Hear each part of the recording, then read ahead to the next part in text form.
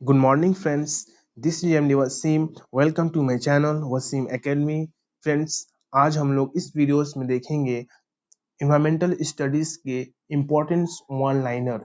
ये one liner environmental studies के कुछ बेसिक्स क्वेश्चंस को हम लोग देखेंगे और इम्पोर्टेंट जो टर्म्स है इन्वायरमेंटल स्टडीज के उस टर्म्स को एक्सप्लेन किया जाएगा. आप लोग से छोटी सी रिक्वेस्ट है, अगर आप लोगों ने इस चैनल को सब्सक्राइब नहीं किया है तो प्लीज सब्सक्राइब दिस चैनल. और किसी भी किस्म का दिक्कत हो नोट्स से रिलेटेड या कोई एग्जाम से रिलेटेड तो आप लोग कमेंट बॉक्स में कमेंट कर सकते हैं या व्हाट्सएप ग्रुप को ज्वाइन कर सकते हैं जहाँ जहाँ पे आप लोग इम्पोर्टेंट और लेटेस्ट अपडेट आप लोग को मिल जाएंगे. तो आइए हम लोग शुरू करते हैं आज का वीडियो, जो कि बेस्ड होगा इन्वायरमेंटल स्टडीज या वन लाइनर्स के फॉर्म पे होगा. तो सबसे पहला जो वन लाइनर्स है इसको देख लिया जाए कि environment, the word environment it's a French word means surrounding. Okay, सबसे पहला जो वर्ड्स है, वर्ड इन्वायरमेंट कहाँ से, किस भाषा से, किस लैंग्वेज से लिया गया है? ये फ्रेंच वर्ड है. इन्वायरमेंट एक फ्रेंच वर्ड है जिसका मीनिंग होता है आसपास की चीजें, यानी एक इंडिविजुअल, एक पर्सन जहाँ रहता है उसके आसपास की जितनी भी चीजें हैं उसको कहते हैं environment. Okay, it's a French word meaning surrounding.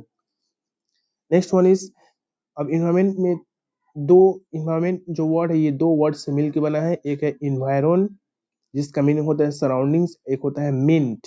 Meant means achieving. Okay, environ means surroundings and ment means होता है achieving.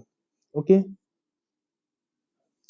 next one is environmental studies deals with the study of the physical and biological conditions. Okay, environmental studies का studies का main पढ़ने का उद्देश्य क्या है, पढ़ने का मेन मकसद क्या है? तो environmental studies deals with the study of physical and biological conditions. Okay, यानी हम लोग जिस माहौल में, जिस इन्वायरमेंट में रहते हैं वहाँ का फिजिकल यानी वहाँ का आसपास का इलाका, यानी माउंटेन से, प्लेन से, और उसके जो वेदर जो चेंजेस होता है इसके बारे में, और बायोलॉजिकल कंडीशंस और उस इन्वायरमेंट में जो इंडिविजुअल्स, जो लिविंग थिंग्स रहता है उसके अंदर क्या क्या कंडीशन है, कैसे वो चेंज होता है, उसका फॉर्मेशंस क्या है.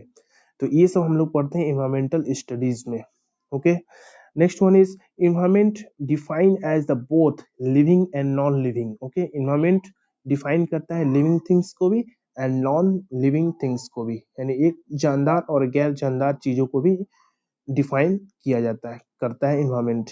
Next one is the complex biotic and abiotic act upon the organism and ecological community. और इसी लिविंग और नॉन लिविंग थिंग्स को हम लोग बायोटिक और एबायोटिक, बायोटिक बोलते हैं जिसके अंदर जान होती है यानी लिविंग थिंग्स, एबायोटिक जिसके अंदर जान नहीं है. इन्हीं दोनों के कॉम्बिनेशन से जो इन्हीं इन्हीं दोनों कॉम्बिनेशन से जो एक माहौल क्रिएट होता है उसको बोलेंगे इन्वायरमेंट. इसके अलावा ऑर्गेनिजम्स और एन इकोलॉजिकल कम्युनिटी, और एक लिविंग्स के बीच में एक एक कोऑर्डिनेशंस, एक कोऑर्डिनेशंस बना हुआ है और एक बैलेंस बना हुआ है. तो इसी कोऑर्डिनेशंस, इसी बैलेंस को इकोलॉजिकल कम्युनिटीज कहा जाता है. ओके, अब देखते हैं कुछ इंपॉर्टेंट फैक्ट्स. तो इस वीडियोस में और आने वाला कमिंग वीडियोस में इन्वायरमेंट का इस टाइप का वन लाइनर्स फॉर्म मिल जाएगा जो कि आपको कंसेप्ट क्लियर बेस्ड होगा. I think. Next one is environmental day observe the 5th June. Very important. Okay, every year environmental day जो ऑब्जर्व किया जाता है 5th जून को, बट इस साल जो ऑब्जर्व किया गया ये भी 5th जून को, लेकिन इसका थीम देख लीजिए आप लोग. 2022 का जो थीम था only one earth. Okay, only one earth, very important. यानी इस साल का इन्वायरमेंट का जो थीम था only one earth. Next one is ozone day is declared, sorry is celebrated.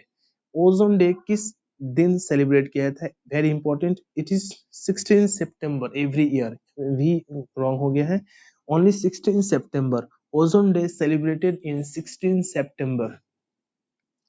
Ozone का फॉर्मूला आप लोग देख लीजिए, 3O3. ओके, ऑक्सीजन का 3 molecules. Next one is components of EVS. EVS के बेसिक कंपोनेंट्स क्या क्या है? तो बायोटिक एंड अबायोटिक, यानी living things and non living things. Next one is importance of EVS. EVS का इम्पोर्टेंस क्या है, महत्व क्या है, इम्पोर्टेंस अहमियत क्या है।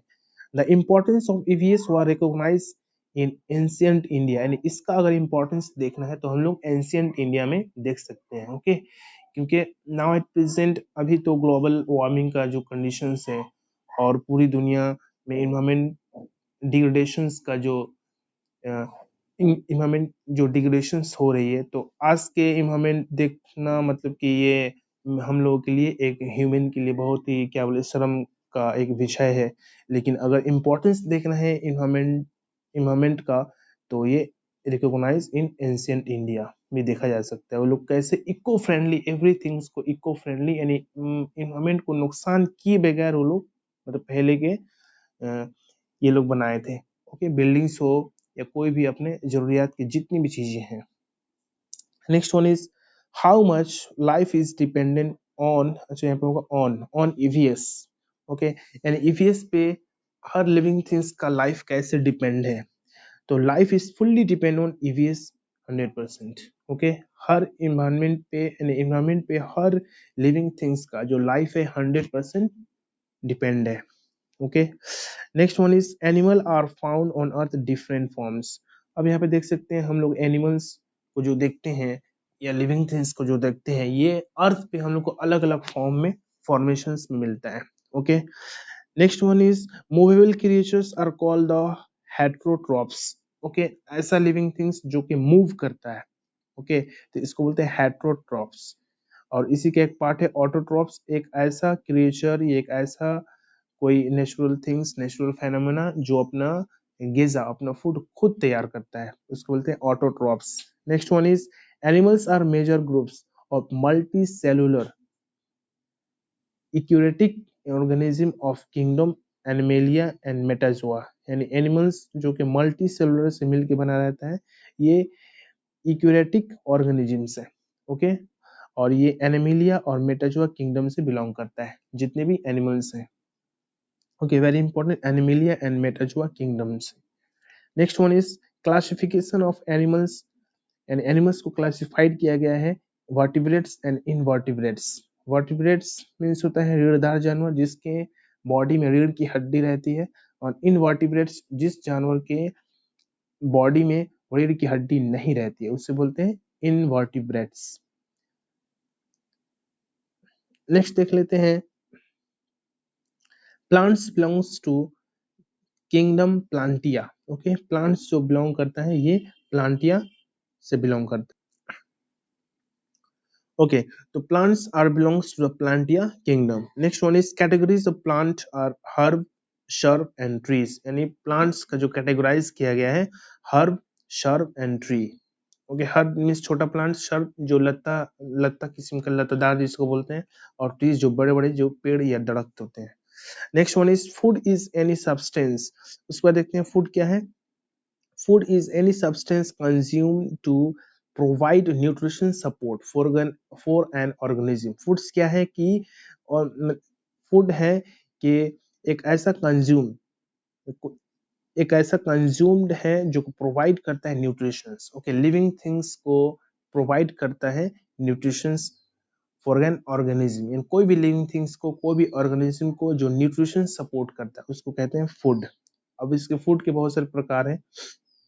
Next one is food substance consisting essentially of protein, carbohydrate, fats and etc.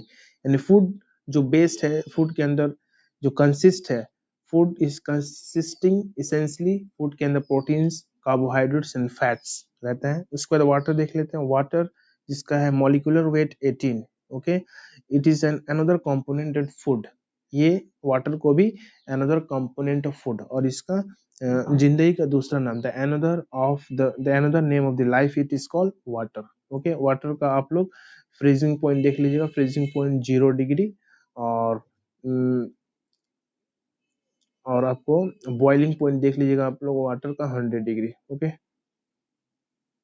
Next one is hard water. What is the formula of hard water? तो D2O, very important. Hard water का formula D2O, ये state में ये question पूछा गया था।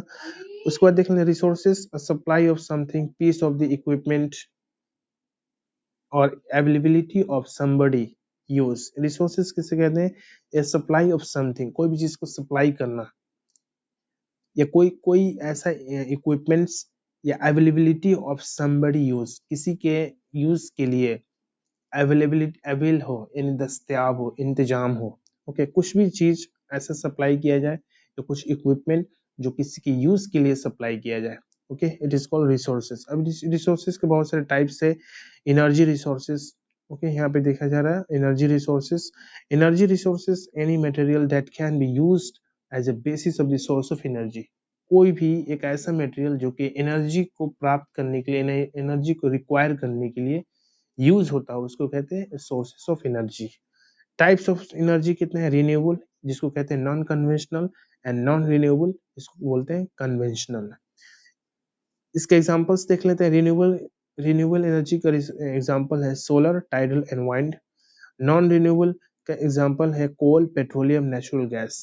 Okay, renewable जिसको दोबारा पैदा किया जा सकता है, नॉन रिन्यूएबल जिसको दोबारा पैदा नहीं किया जा सकता है वन टाइम यूज होने के बाद। जो ये सब एग्जांपल्स है।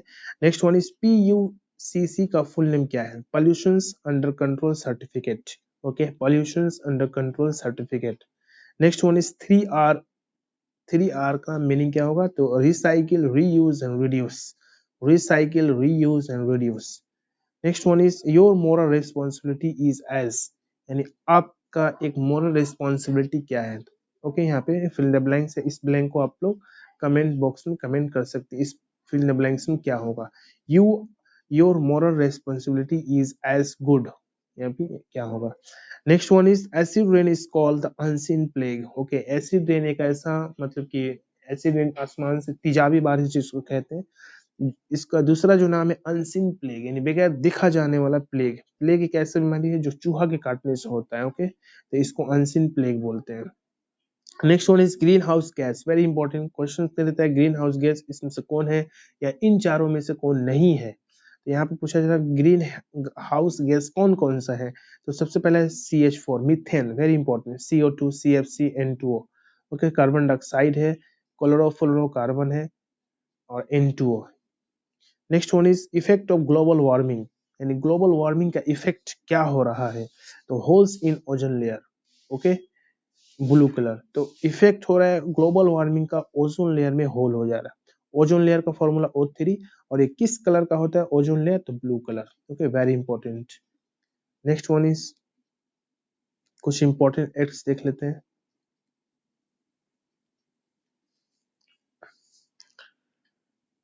इन्वायरमेंटल प्रोटेक्शन एक्ट ये कब पास हुआ था? Environmental protection act 1986, very important. Forest conservation act 1980, and wildlife protection act 1972। Okay, तो ये था slide, very important slides for the WB primary TET में इंपॉर्टेंट जो सेक्शन है EVS का, उससे रिलेटेड। आई होप कि ये बेसिक क्वेश्चंस था इन्वायरमेंट से रिलेटेड। बट आप लोग इन्वायरमेंट का जो प्रिपरेशन है, आप लोग 6 to 10 के जो बुक्स हैं, फिजिक्स, केमिस्ट्री, बायोलॉजी और ज्योग्राफी का, उससे आप लोग देख सकते हैं। बट ये हम छोटा सा एक वीडियो को अपलोड किए for basic of the environment. Okay, तो आई होप कि आप लोग की वीडियो पसंद आया हो। प्लीज आप लोग इस वीडियो को ज़्यादा से ज़्यादा शेयर करें, और किसी भी किस्म का दिक्कत तो कमेंट करें, और सब्सक्राइब भी इस चैनल को कर दे लेटेस्ट अपडेट के लिए। तो आज के लिए बस इतना ही, मिलते हैं नेक्स्ट वीडियो में। Thank you friends, thanks.